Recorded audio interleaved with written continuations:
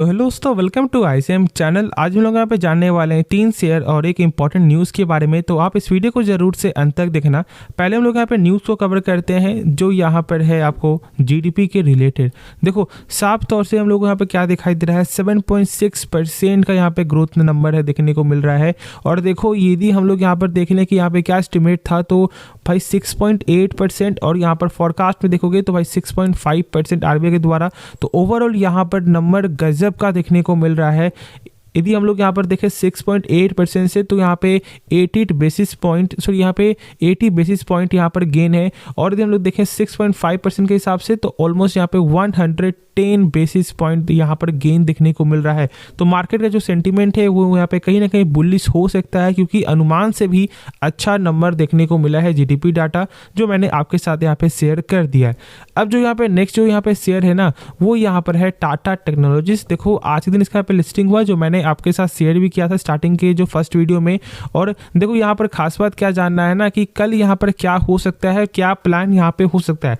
देखो मैंने प्लान के बारे में आपके साथ शेयर किया है, लेकिन यहाँ पर जो है एक चीज मुझे यहाँ पे क्या दिखाई दे रहा है जानते हो, वो यहाँ पर है पेयर्स। यदि हम लोग यहाँ पर देख ले कि भाई जो कंपटीटर के हिसाब से, मतलब यहाँ पे खुद आपको जो केपिट तो आता ही है, और साथ यहाँ पे टाटा एलेक्सी भी आपको आता है। और देखो कि मार्केट कैप, तो ये मार्केट कैप जो है इससे भी ऊपर यहाँ पे जा चुका है टाटा टेक्नोलॉजीज का।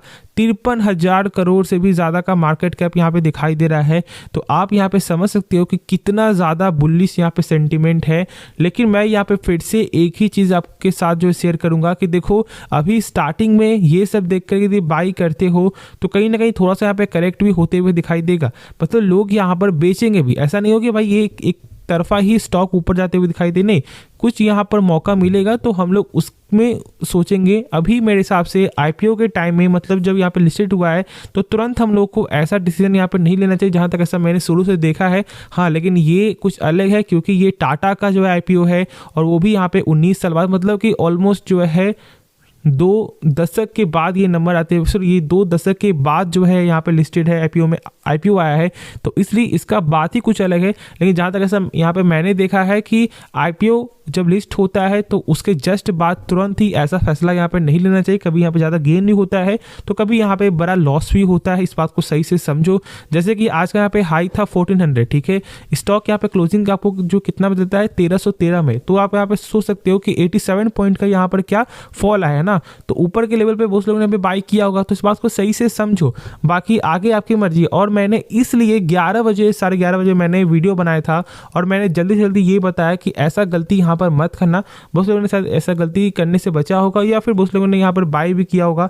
तो ठीक है, यदि आपका यहाँ पर लॉन्ग टर्म पर्पस है तो कोई दिक्कत वाली बात नहीं है। कंपनी का बिजनेस और कंपनी का फंडामेंटल वो भी कई हद तक यहाँ पे गजब का देखने को मिलता है। हाँ, यदि यहाँ पर लगातार यदि आपको रेवेन्यू गेन होता है, जो अभी फिलहाल कभी अप्स एंड डाउन देखने को मिल रहा है, तो और ज़्यादा ही यहाँ पर फोकस बनता है। ठीक है, चलो इसमें हम लोग बाद में बात करेंगे जब से क्वार्टर का नंबर आएगा, लेकिन अभी जो मैंने बताया उस चीज़ को फॉलो करके आप चल सकते हो। अब यदि हम लोग यहाँ पे जाने, जो यहाँ पे नेक्स्ट जो शेयर है वो यहाँ पे बिलोंग करता है रेलवे सेक्टर से।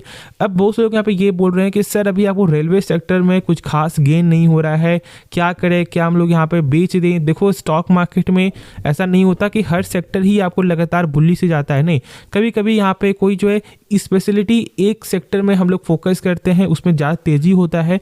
तो ऐसा नहीं कि जब कोई स्टॉक यहाँ पे साइडवेज चल रहा है तो यहाँ पे भाई कंपनी खराब हो गई, हम लोग यहाँ पर बेच करके निकल जाते हैं, क्योंकि कंपनी यहाँ पर आपको जो डूबने वाली है, या फिर यहाँ पे और ज़्यादा प्राइस यहाँ पे कम होने वाला है। देखो यदि अच्छे कंपनी का प्राइस यदि कम हो रहा है ना, तो यहाँ पर आप जो नेगेटिविटी लेकर मत जाओ। यदि ऐसा सोचते हो ना, तो फिर कहीं ना कहीं जब अच्छे मौके पे आप स्टॉक को बाय नहीं कर पाओगे। आप हमेशा गलत मौके बाय करोगे, जब कोई शेयर का प्राइस ऊपर चला जाएगा।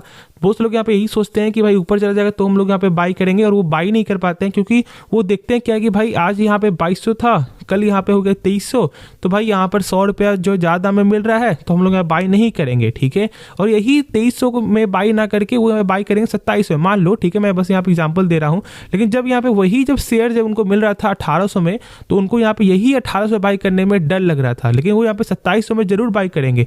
तो इसलिए ऐसा गलती मत करो, यदि आपके पास है शेयर ना तो होल्ड करके चलो, ठीक है। RVNL को देखो या फिर आप IRFC को देखो, दोनों में कोई फॉल्ट नहीं है। यहाँ पे मैं आपको रेलटेल को भी कवर कर लेता हूँ, वीडियो ज़्यादा लंबा हो जाएगा, तो मैं इसलिए बस यहाँ पे 2 ही शेयर को कवर कर रहा हूँ। लेकिन ऑलमोस्ट यहाँ पे सारे जो यहाँ पे रेलवे सेक्टर जो बिलोंग करता है, RVNL, IRFC, रेलटेल, इरकॉन, ठीक है, प्लस मैं यदि आपको बताऊँ और भी यहाँ पे जो है जो ऐसे कंपनी जो फोकस में है, जैसे कि मैक्सगार्ड, डॉक आपका जो कोचिन शिपयार्ड आपको, तीतागढ़ आपको हो गए, तो ये सब जो कंपनी है ना, इसे फोकस बनाकर चल सकते हो यदि बिजनेस सेंटिमेंट आप लोगों को पसंद आ रहा है। देखो यदि बिजनेस में कुछ भी आपको इंटरेस्ट नहीं है, यदि ऐसा लगता है कि नहीं ये एक सरकारी कंपनी है या फिर जो इनका बिजनेस है यहाँ पे ग्रोथ करते हुए दिखाई नहीं देगा, तो भाई ऐसे यहाँ पर बाई मत किया करो, ठीक है। क्योंकि बिजनेस को सही से समझ करके ही कोई फैसला लेना।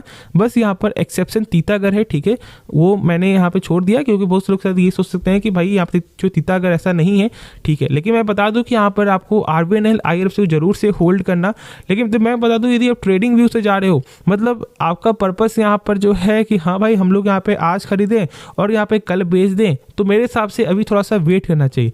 जब तक यहाँ पे RVNL का जो लेवल है वो यहाँ पे 174 का लेवल जो है ब्रेक नहीं करता है, तब तक मेरे हिसाब से अच्छा मोमेंटम देखने को नहीं मिलेगा जो आप मोमेंटम के लिए देख रहे हो। तो मेरे हिसाब थोड़ा सा वेट कर लो, जो मैंने शुरू से शेयर किया। अब मैं ऐसा यहाँ पे क्यों बोल रहा हूँ, देखो स्टॉक जो है बार बार ही ऊपर जाने की कोशिश कर रहा है, लेकिन ये कर नहीं पा रहा है, मतलब इसे ये ब्रेक नहीं कर पा रहा है, ठीक है। तो इस बात को समझ, जैसे ही ब्रेक कर जाएगा ना तो यहाँ पर मोमेंटम बाइंग साइड में ज़्यादातर यहाँ पे दिखाई दे सकता है। और शायद ऐसा हो सकता है कि लेवल जो है फिर से भाई यहाँ पर 190 ठीक तक आ सकता है। तो इस बात को सही से समझ कर ही कोई फैसला लेना। बाकी मैंने सारा कुछ बताया कि कंपनी कैसा फंडामेंटल है। अब जो यहाँ पे नेक्स्ट जो है वो यहाँ पे IRFC, देखो IRFC का जो यहाँ पे फंडामेंटल वो भी गजब का है। खास तौर से इसका NPA जो इसे यहाँ पे खास बनाता है, 0% का यहाँ पे NPA है, कोई भी बैड लोन नहीं है, सारा जिम्मा यहाँ पे सरकार का है और बहुत कम एम्प्लॉय काम करती है। ऑलमोस्ट जहाँ तक मुझे यहाँ पे याद है 33 या फिर 34 ही लोग यहाँ पर काम करते हैं इस कंपनी में। तो जो खर्च है वो भी यहाँ पे बचता है और कंपनी का काम वो भी यहाँ पे गजब का है। फाइनेंस करने का काम पूरा IRFC का ही है। और एक चीज आप और जानते हो कि यहाँ पे सरकार अभी रेलवे सेक्टर में बहुत ज़्यादा फोकस कर रही है, एक्सपेंशन में फोकस कर रही है।